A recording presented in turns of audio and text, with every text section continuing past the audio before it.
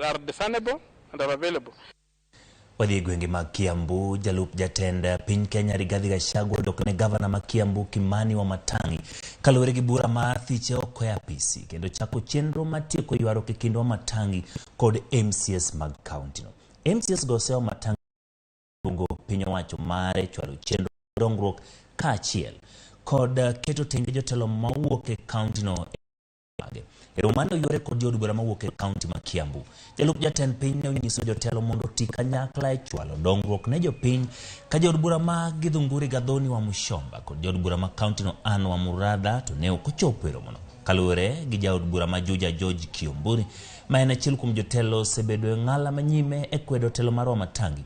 Wamatangi osebedo katiyo kod agoko ma ok odewo pach jotelo mamoko. Na mkutano ambao tulialikwa Deputy President Rigathi Gachagua, sisi pamoja na uongozi wote wa Kiambu.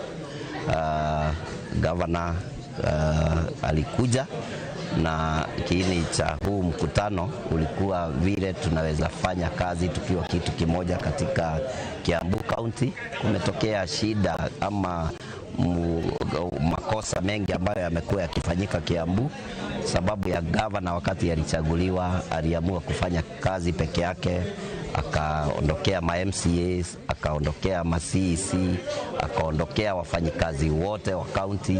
Sasa unapata mambo ya Kiambu ambayo tuliahidi watu wakati wa campaign haikuwa inafanyika.